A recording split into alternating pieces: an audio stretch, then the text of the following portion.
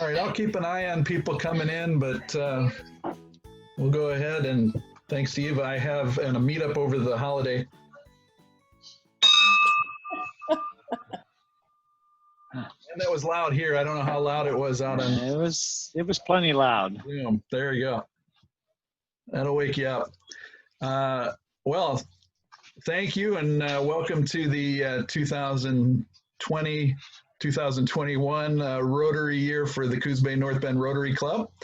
And yes, welcome. Thank you for the Hardy Souls joining us and those that will be joining us on the recording later. I am the president this year, Tim Novotny. You'll find out more about me coming up. And I want to again thank past president Eva Shima Takahara and for all of her work and the outgoing board. Welcome as well to the incoming board. We've had a lot of talk about them and I know we're pressed for time, so we'll be talking more about the boards as we go forward, but it was a tremendous year that we've gotten through. We've got a tremendous opportunity ahead of us. We'll discuss much more about that throughout this meeting, but I did want to take time to revisit one thing, and if I can remember it, I don't have an actual flag in my room, but I would like people to go ahead where you're at and join with me in the Pledge of Allegiance, if you do not mind. You don't necessarily have to stand. We're in Zoom, but if you want to put hand over heart. I pledge allegiance to the flag of the United States of America and to the republic for which it stands, one nation, under God, indivisible, with liberty and justice for all. Thank you for indulging me. It's a little hard to do on Zoom, but I think we got it. While we have, I don't know if we have any visitors joining us since it's by invitation only, so we'll kind of skip past that part. Do we have any announcements or anybody want to make an announcement before we get into the program?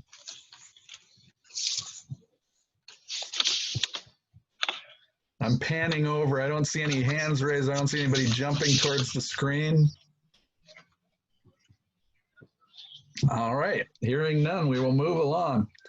I will make one announcement, and that was one that we've more or less kind of made, but I don't know if people missed it, weren't there at the time we made this announcement. But the Rotary Foundation and trustees and the Rotary International Board of Directors unanimously approved a new area of focus, which is supporting the environment. So more than $18 million in foundation global grant funding has been allocated to environmental projects over the past 5 years, creating a distinct area of focus to support the environment will give Rotary members even more ways to bring about positive change in the world and create and increase our impact. So that has actually become our 7th area of focus, which are categories of service that are supported by global grant. The grant applications for projects will be accepted July 1st of next year, so you got some time to think about it. Commitments from Rotarians and others will be sought to provide global grants to support focus, and we'll have more information on that as it becomes available, but I wanted to pass that along. And without further ado, I am going to ask people to go ahead and mute yourself. We'll mute as need be, but I'll go ahead and do my introductory program. And let's see. Yeah, there you go. Thanks, Bill. So we're going to go ahead and begin the program. So I'm going to share my screen with you. And I got a PowerPoint and then a little 5-minute talk from our incoming RI president, Holger Knack, who is now the president. That's no longer incoming.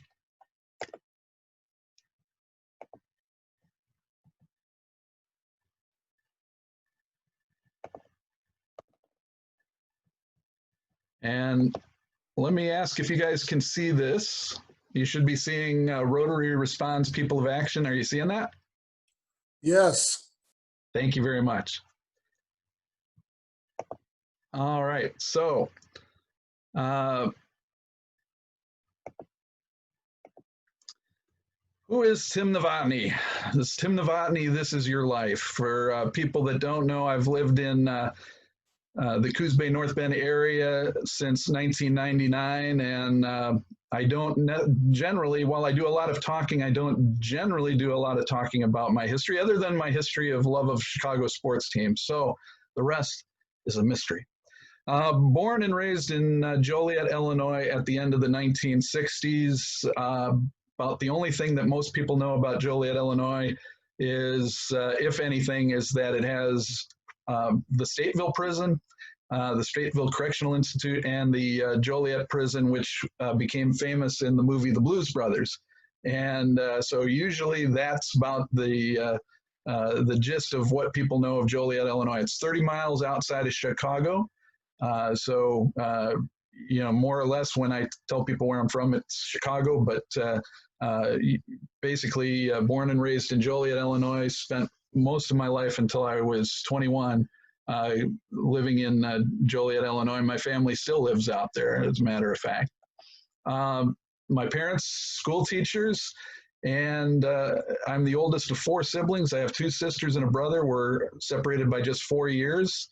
I'm a cradle Catholic, baptized and raised, went to all private schools, Catholic schools. My parents met through theater in college and are still very active in community theater. Those that know that I'm in community theater know that it, probably was a reason why, and that's why I think it was. It was in my DNA from the get-go that I was going to be a little bit of a theatrical person, as you can see from my early outfit right there, that I was either destined to be in theater or a ruler of a small country, or maybe Rotary. So either way, I was destined for some sort of grand displays of leadership and theater. My grandfather was very involved in the Knights of Columbus. It's a Catholic service organization. My dad was a little bit less or so because of time constraints, working 2 to 3 jobs most of the time I was growing up.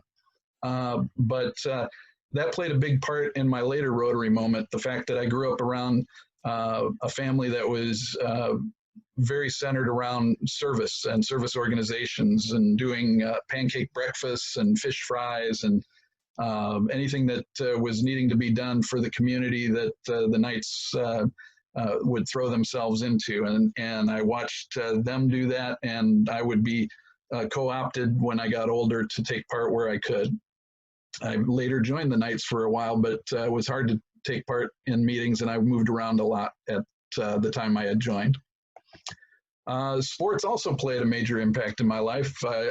Team sports were a big part of my upbringing. I played baseball, basketball, football, even joined track in my 8th grade year. I was always somewhat of a realist and realized the limits of my athletic ability. I saw that I was not going to be continuing to be able to play team sports for a lot more years, even into high school. I was going to a high school that had a very long sports tradition, and was an all-boys school. Had a lot of competition for the teams, and realized that my playing days were winding down even in 8th grade. So I decided, well, I'd get as much as I could out of my 8th grade year. So I joined the track team and became a miler before I knew about Steve Prefontaine.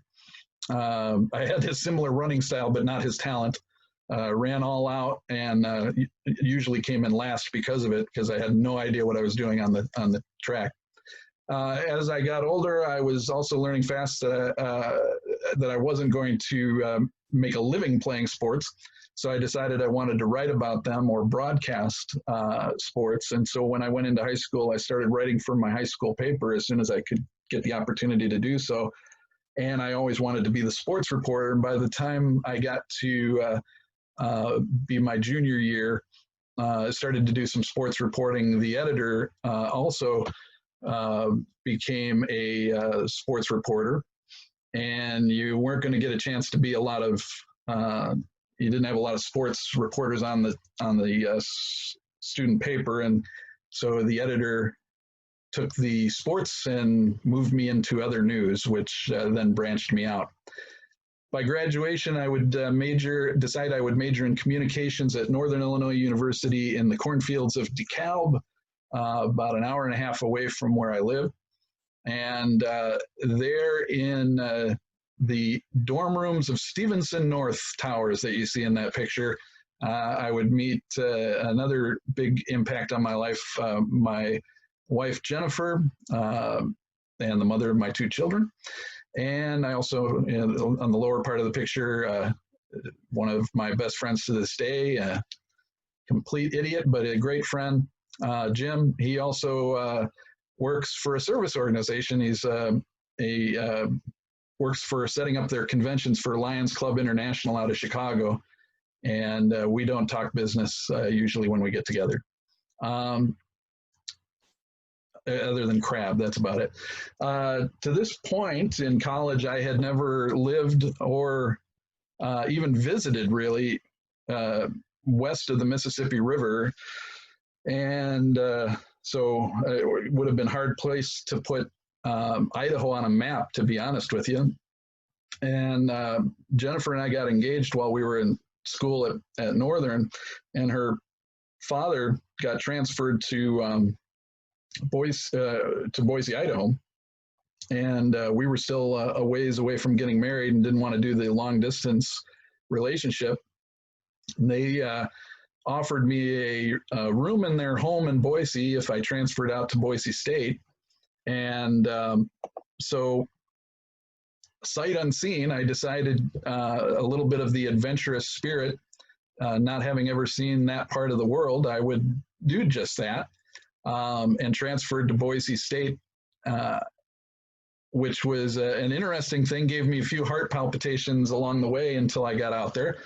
And then came to really love the Boise community and that whole university experience at Boise was a completely different one from Northern Illinois.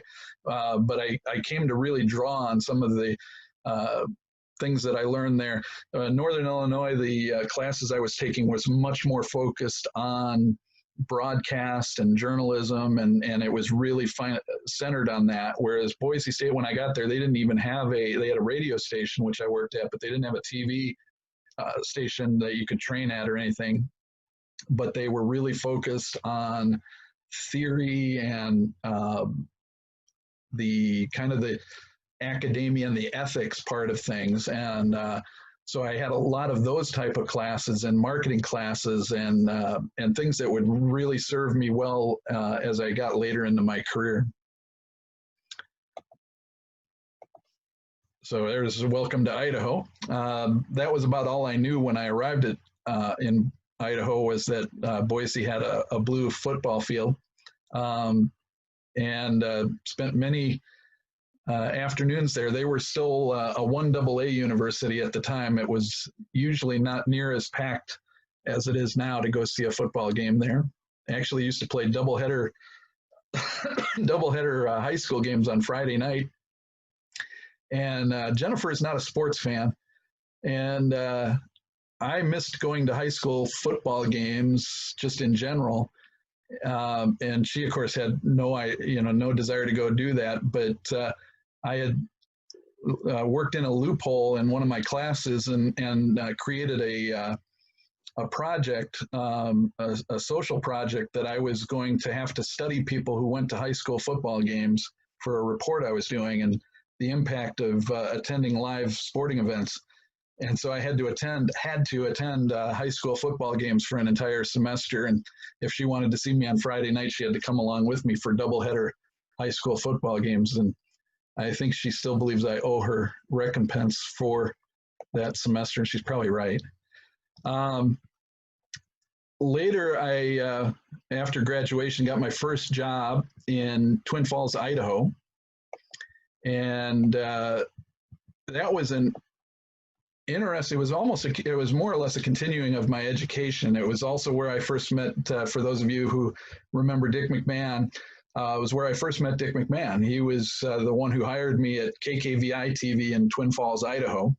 the Perrine Bridge there, not too far away from where Evel Knievel tried to jump the Snake River Canyon back in the 70s.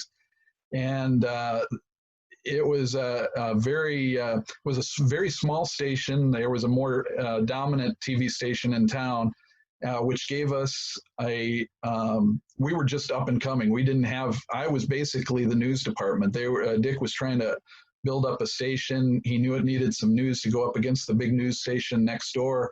And I had just graduated and was looking for any opportunity. And he kind of liked my work ethic. That wasn't why I was even hired. I was hired in sales, but I was no good in sales. And he said, well, you're not really doing it in sales, but I like your work ethic. And he had heard my theories a lot on journalism. And he said, I need to start something. I need to start a news department. It'd be a pay cut, but if you want it, we'll let you take over and create a news department here. And I just, it was like a dream come true. You were going to pay me, a kid in just out of college to basically run a news department. It was just, unbelievable. So, sure, yeah, I would do that any day. So I took it, and he and I ended up having a great work relationship then, and continued here later. He had a great philosophy of, bring anything you can think of, anything outside the box, bring it to me. If I think it's okay, we'll give it a try. As long as you understand, if it doesn't work, we'll stop it, and we'll never talk of it again. And so we've tried a lot of weird different things, and some of them worked and some of them didn't, but it was really a lot of fun.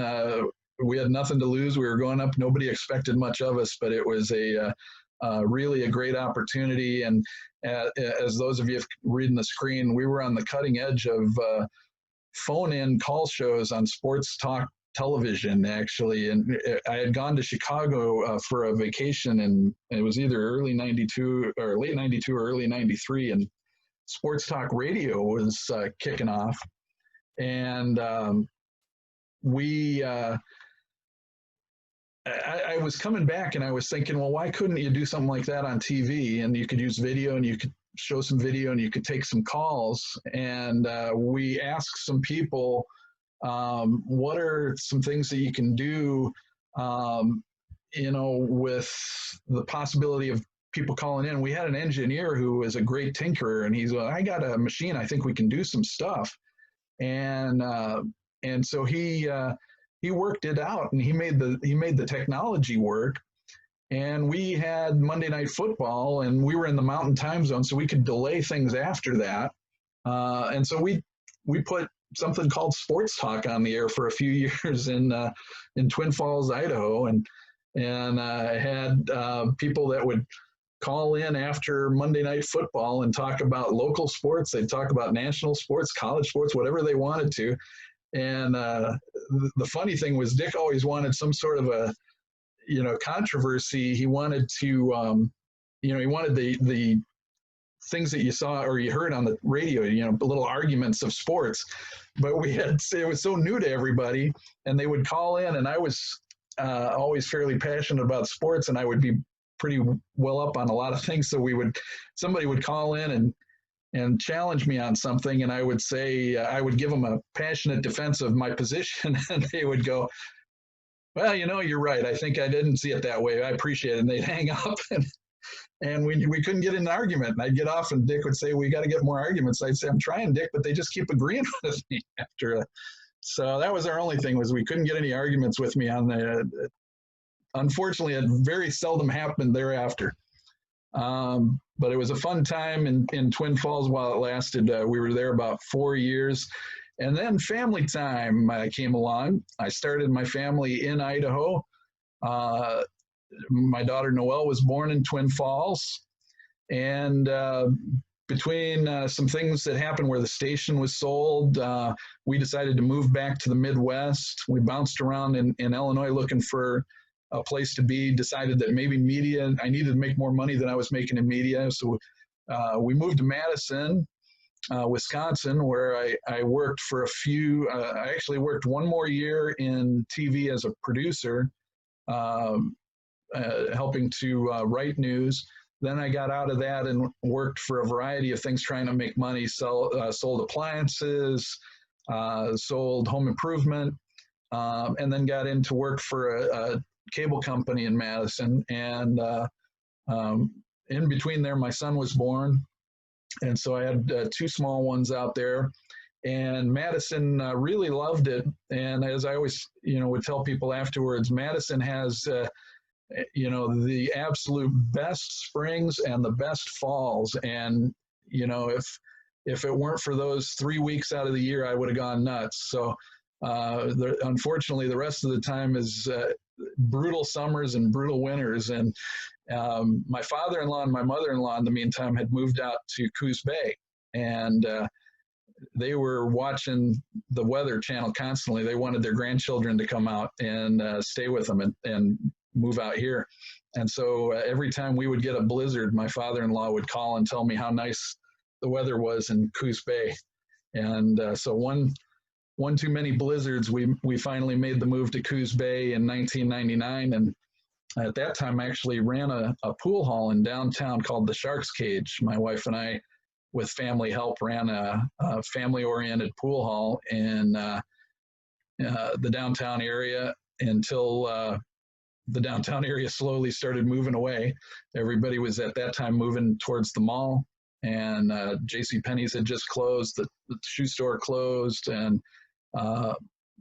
all the other little downtown area storefronts were starting to close up until we were about the last place open, which a pool hall fits in well with a lot of other businesses, but it's not a great standalone business. So at that point, I started to look to get back into what I like to do best and what I knew how to do best, which was media, and that brought me back to KCBY and Dick McMahon, who I did not know was in Coos Bay until I moved here, and ran into him. I actually ran into his wife at church, and I did a double take, and I said, I did not realize, I'm not stalking you, I did not realize you were here. And I said, I'm looking to get back into media. And she said, well, it's funny you should say that, because we just had 2 people leave, and Dick's looking for somebody to be a sports reporter. And I said, great, that's what I'm looking to do. And fortunately, I got hired as a sports reporter, and then the news director left a month later, and he said, well, you've done news directing before. You want to take over as news director? And at least until we get somebody on a more permanent basis. I said, all right. And then about 7 months later, I said, well, this part-time thing's okay, but if you're just, either find somebody or let's make this a permanent thing. And we talked over with the GM in Eugene, and they said, yeah, we like what you've been doing, so let's make it permanent. And I stayed there for another 12 years as their news director until they started reducing the news department in 2012, but had a lot of good memories with a lot of good reporters that came through with that are many of them that are continuing on. Amber Lee, that you see there next to me on my right, the far left of the picture, she's one of the weather girls down in Los Angeles at one of the TV stations in LA, and Sabrina had been one of the top reporters for a while in San Francisco. Now I think she's doing her own business, just had a baby. And Rana, I think, was working at one of the stations as a producer up in Portland, I think, is last I saw. I try to keep track of most of them. Some of them do a little better job at than I do with others, but a good group. So while all this was going on, I had several moonlighting gigs, some that are continuing on. I got into broadcasting and started out really as we had done some TV playbacks of local football games, and that eventually led me to transition into radio. And I did radio play-by-play for North Bend football and basketball for a number of years. Still fill in on occasion for their radio station. I also do OSAA when they need me, or whenever I can fill in for OSAA. Excuse me. The League of Women Voters and the Chamber of Commerce have used me to help moderate political and forums on political issues or civic issues. And so I've done that a number of times over the last 14, 15 years.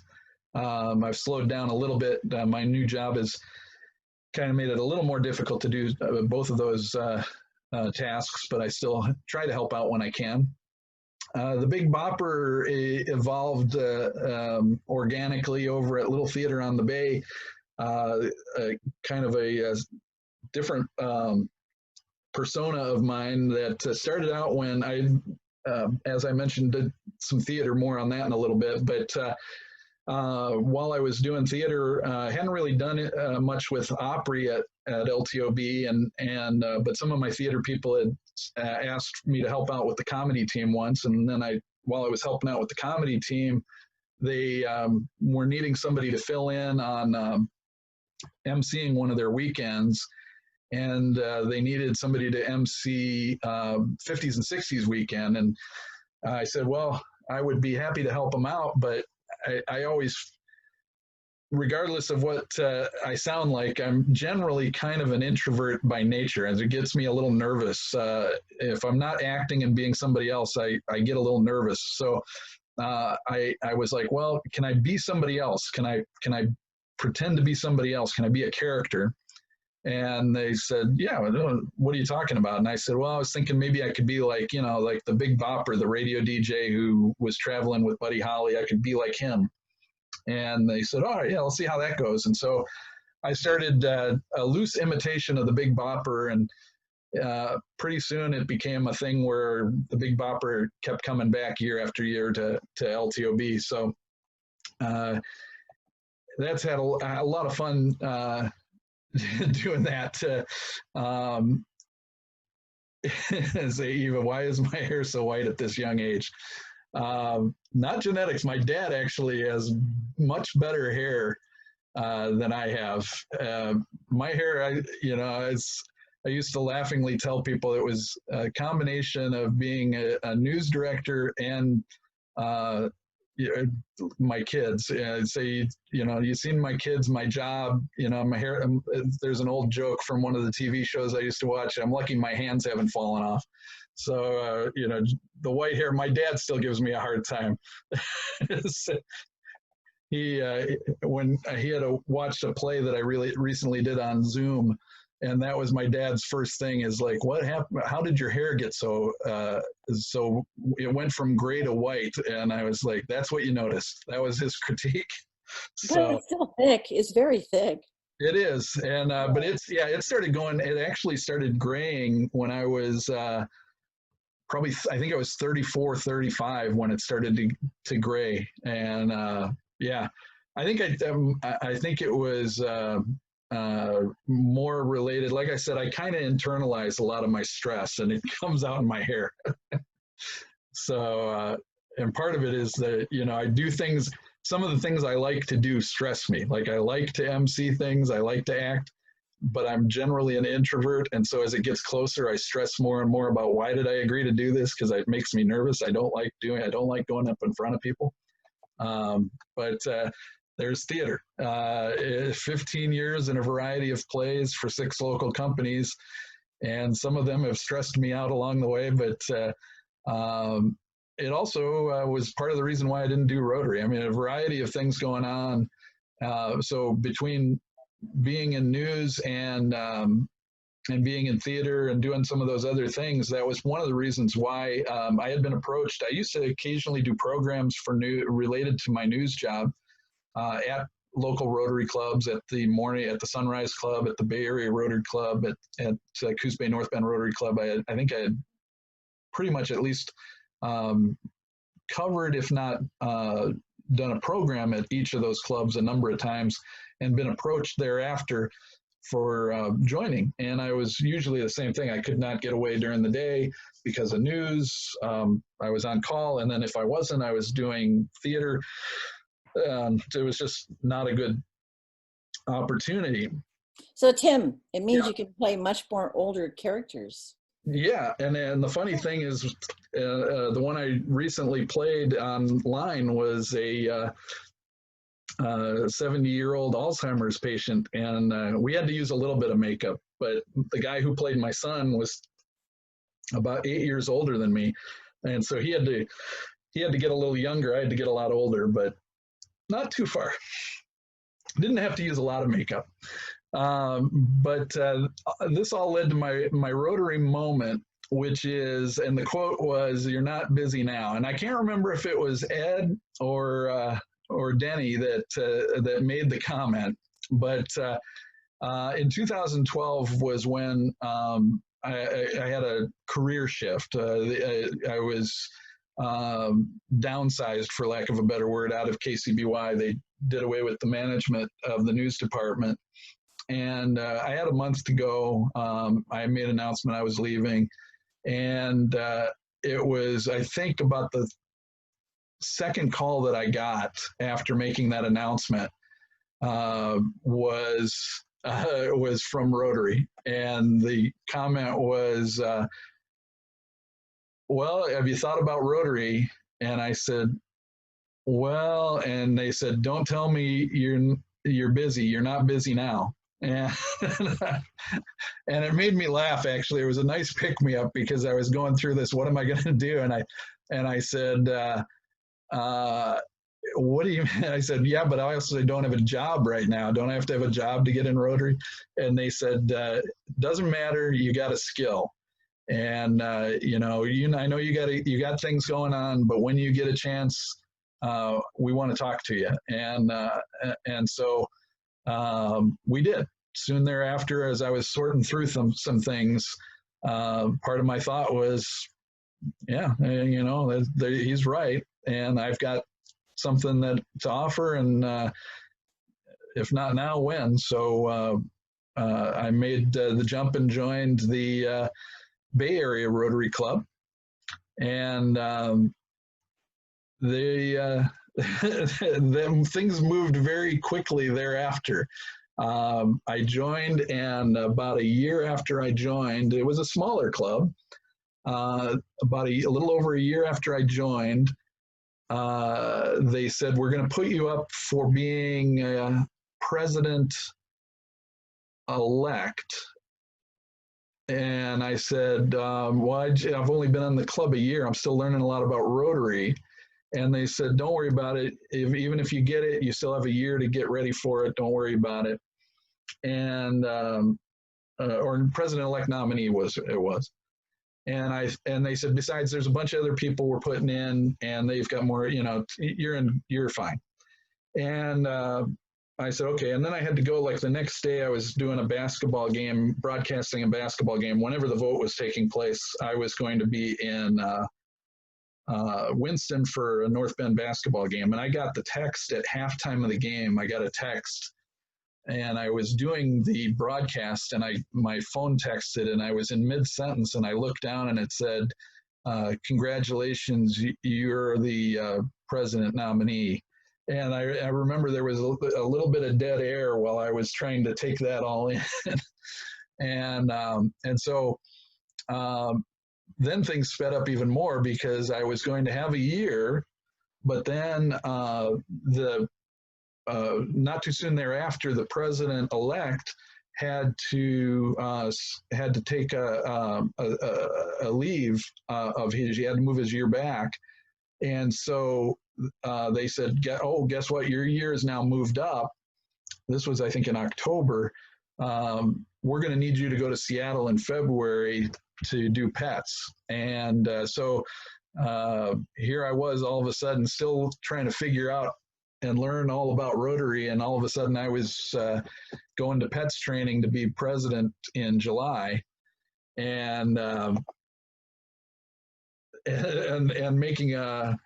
making friends with a lot of people, and also just clumsily stumbling into things like this picture that you see on the left. My first pets training, they said, "Well, make sure you sit somewhere different every time you go into one of the general sessions." And so I wandered in, and there was this big empty table, everybody else had pretty much sat down, but I'm like, oh, there's a table empty. I'll sit down. Maybe some people will sit around me. And I sat down, and somebody came over and started to go, oh, we got a movie. And I was like, oh, I'm sorry. I thought you could sit here. And they looked and they go, well, are you by yourself? And I said, well, right now somebody might join me. One or two might join me. And they're like, no more than two. And I said, yeah. They're like, okay, you can stay there. And I still didn't know what was going on. And I had sat at the RI President-elect Gary Wong's table, who's right there. He and his wife came and then sat next to us. And I felt like very, very happy and at the same time an idiot that I just kind of barged in and sat at his table. And then Stephanie came over, thankfully, and made me feel a little less goofy. President-elect Stephanie Kilmer, who is going to be president at Coos Bay North Bend Rotary Club that same year I was going in. So she came over and joined us, and we had a very nice, I think it was breakfast. We had a very nice meal anyway with the incoming Rotary International president. But what it is, it started to really, imprint on me how much, from the littlest to the biggest, Rotary was all together. There was no, lording over, this club's more important than this club, or this position's more important than this. It was, we're all in this together. And here's the RI International president sitting with the Bay Area Rotary Club president of 17, and just having a talk about what challenges are you facing? What are you feeling about this year? And I'm feeling the same kind of pangs of nervousness that you're feeling. And this is, it was very inspiring and settling, and really kind of cemented why I had made a good choice in joining Rotary. And then the small club big challenges, my year of 2014, 2015, we kind of sensed that we were eventually going to be heading back into the bigger club. Didn't happen during my year, but I knew it was going to be okay wherever it went out. And it was definitely one of my proudest achievements was heading that club and doing so much for our community that we did, with all the projects that we had, and bringing in something that I wanted to do, one of the scholarships that I was able to bring about. So it was another really not so much one Rotary moment as a continuing growth of a lifetime of Rotary moments that continued to grow within me.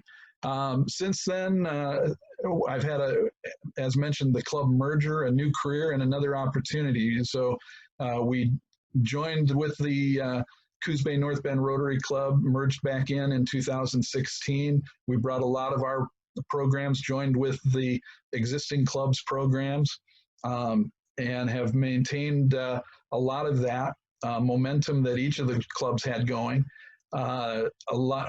Right after that merger, about a year after, I had been going through a variety of jobs, so much that every time I talked to somebody, they'd say, how's this working out? And I'd say, well, I'm at a new job. And it was hard for everybody to keep track of where I was. I worked at the World newspaper for a few years. I was at Bay Area Hospital for 2 years.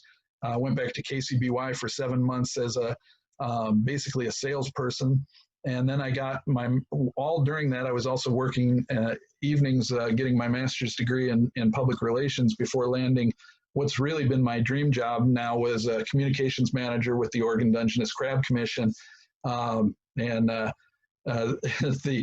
throw this picture in there just because we go to all these expos. It does involve quite a bit of travel, or at least it did until this recent COVID situation.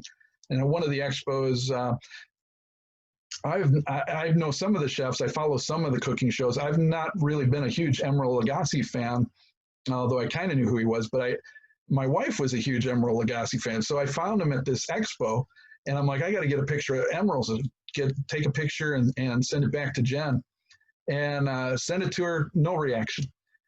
Asked her, hey, did you like that pic? Yeah. Come back home. I'm like, I thought you'd get a bigger kick out of that picture, and she's like, what, you and that old guy? Yeah, sure. And I'm like, so I didn't feel so bad, I guess, if she didn't recognize Emeril, and Emeril and I must both be aging about the same, I guess. So, and then that leads us to now, 6 years later. I returned to Pets in February, a larger club to guide, but had another wonderful experience. Came away with a just as inspiring of a tale, and then walked into this wasn't covered at Pets. This was our official handoff over at Eva's rental in Charleston. Got the bell and the gavel.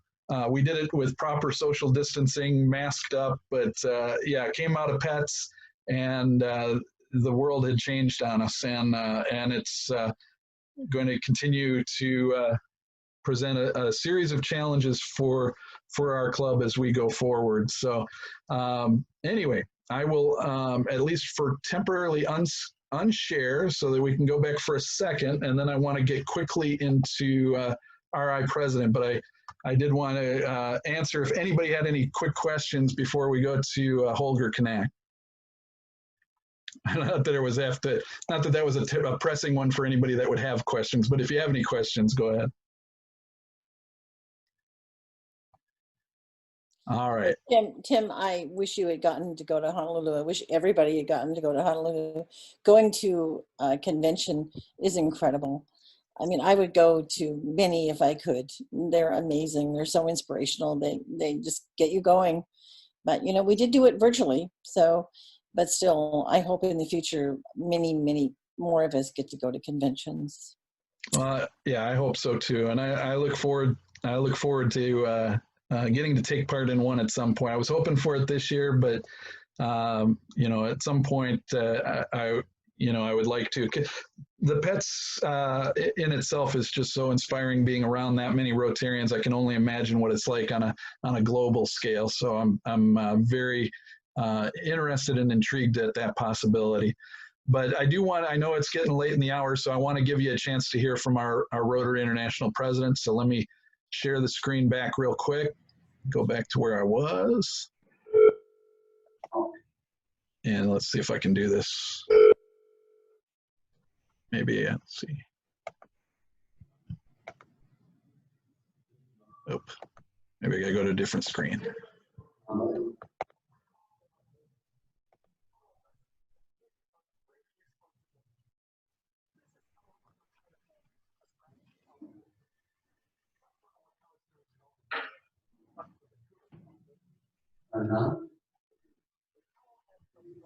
We can't hear him. Okay, let me.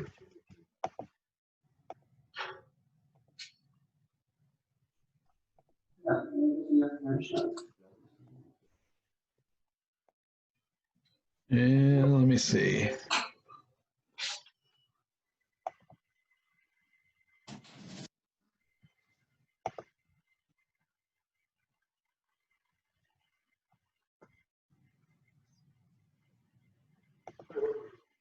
Any better? Is that any better? Nope, it was. I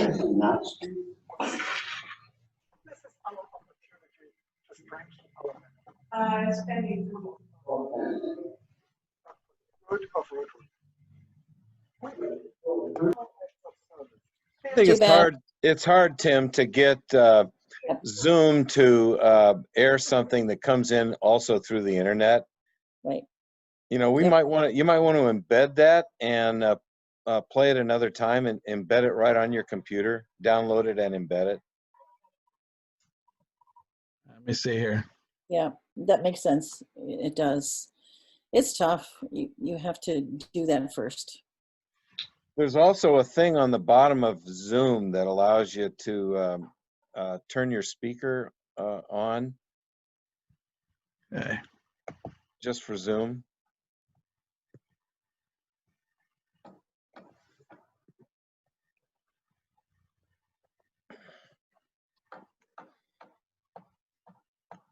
So what do you think, Rotarians? Should we call him No Fake News Novotny?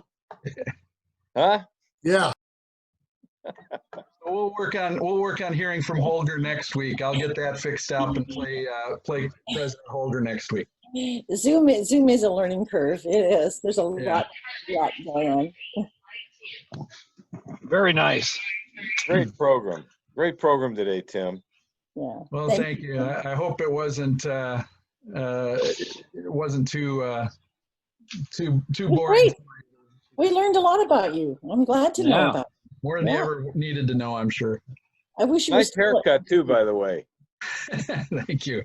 My wife did a great job. She didn't know when to stop, but she did a great job. I wish you were still in TV. I do. I really appreciated you when you were in TV and KCBY. I did. Well, thank you. Yeah, I was just talking with our new office manager, and we were discussing that, and I said, you know, there's some parts of it that I miss, and then there's some parts of this new job that just you know, that I'm happy. It all happens for a reason, and I'm very happy with the new job in some ways, but I miss a little bit of the mentoring and having a say in the journalistic side of things, and you know, the way journalism's kind of changed. My wife doesn't let me watch news on, at least not with her, because I get yelling at the TV like I'm watching sports, and she's like, no, go away, go out of the room. Well, journalism has changed entirely. It is, and it's you know, a lot of things that, you know, a lot of the people that I grew up admiring and learning from have all left the business, and the people that you know, we put out there have all left the business. You know, a lot of the ones that I thought were really, you know, got it, that I trained up, they all either burned out or were forced out, and I've the ones that I follow that are kind of you know, just more or less sitting and blogging, and they kind of have the same gripes that I do, and it's very frustrating. Very frustrating. So So Stephanie, you're there. You might have some comments on that. Steph, I see I her probably there. put her to sleep with my programs. I can never find my unmute button. There Oh, she is. I just Okay. thought I was your favorite, Tim. And I'm feeling it. Well, that goes without saying. You're my favorite active. Great program, Tim. Thank you. It's very good, Tim. Wish you the very best this year. Yeah. Well, thank you guys. Thank you very much. And I appreciate y'all coming out and you know, like I said, and for those that got a chance to see, you know, we're gonna keep working to see what we can do, but it's going to be a weird year. It's going to be a year full of potholes and bumps, and you know, we're going to get bounced around. But you know, and one of the things that Holger's talks about, and you'll hear about, You're in the right community, Tim. Yeah, that's right.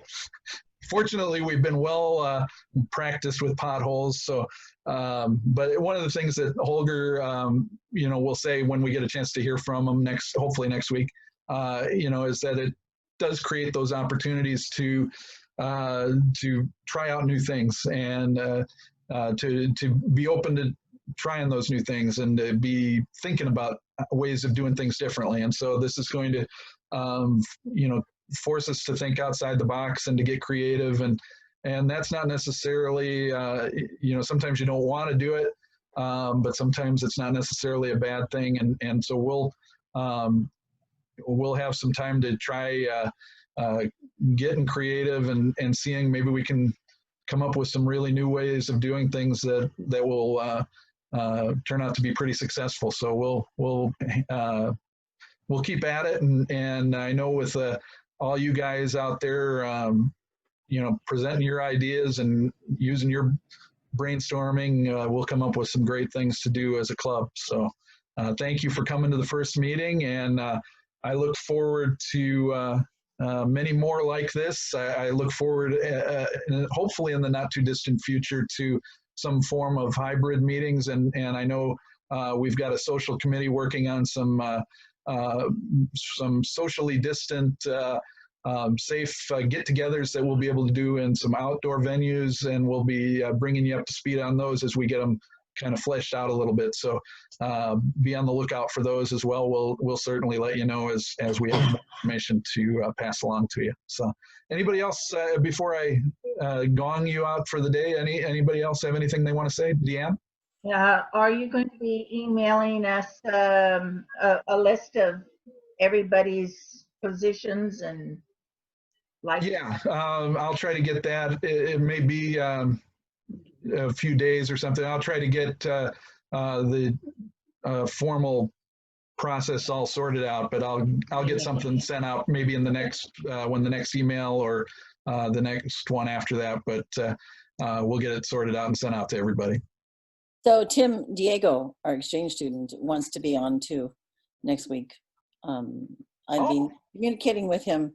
That'd be great, yeah. He's concerned about us in the U.S. because we are so bad with our COVID, and they're now so much better in Spain. But he wants to be on with us next week. So that'd be great. And on because I didn't get a chance to hear from Holger, here it is. Hey, Tim, I was going to say thanks to Rick Osborne, who took over the newsletter. It was a nice newsletter. Yes, thank you. Thank you very much for bringing that up, Stephanie. And I'll set that down for a second. Yeah, Rick Osborne and I will get better at getting those out a little earlier, but he did a great job. That was a great bulletin, and you know, both of us were getting our first to go round, and so little bumps on that as well. But he and I will both get that sorted out. But it was a great bulletin and a great first effort for both of us, especially around the 4th of July holiday with everything going 20 different directions for both of us. I appreciate what Rick did, and thank you, Stephanie, for bringing that up as well. So we'll get some stuff out to you for next week's Zoom, and we will have hopefully Holger Knack in where you can all hear him, and also a good program for you, which we'll tell you about as we get closer to the weekend. President Tim. Steve. My video froze, but can I just share with the membership that is here that you have appointed me the judge again and have authorized fines via email. And I will be taking note along with the judging team. And so you may receive some email fines, and we'll keep them light and we'll add them up and then collect later. But there will be a couple coming forthright. And so thank you. Thank you. So yes. Steve, Thank you. where is Tom today? He should be fined. Where is Tom? Tom's picking blueberries. He needs to be fined. Yeah. Well, as long as he gets blueberries to the president, he'll be exonerated. Oh, quid pro quo. Just a little bit of bribery. Right. That's right. There is anybody else that wants to get me blueberries or fresh fruit will also be getting some fresh exoneration. But yes, just a reminder that the fines do help to go towards club expense. So, and it's all in good fun, but we will be keeping a close eye on Zoom proceedings, and so Judge Steve will be helping to administer justice. Anybody else? Jim? Yeah, I think Steve ought to fine himself for that garish Oregon tent in his backyard. Thank you. We'll take that under advisement. Jim, that tent will be going away soon because the house is going on the market. The house is going on the market? Yep. But what's bringing that about? Life. Ah. Oh, okay. What do you mean, the house or the business? My house. Oh, okay. Gonna go on the road. I'm going to build my own. There you go. Far from the things of man. A tiny house, right? One of those tiny houses. How was it? Yeah, you had a nice trip too. Is the board meeting this Thursday? No, next Thursday, I think, right? Better not be this Thursday. No, I think it's next Thursday. The third Thursday of each month. Yeah. Yeah. All right, I'm gonna gong people out. You can stay on and chat, but I'm gonna, for anybody who wants to, if they're waiting for the gong, and I'll try to do it lightly. Oh, very good. Thanks, Tim. A Zoom gong. So anyway, thank you again very much, everybody, for coming in.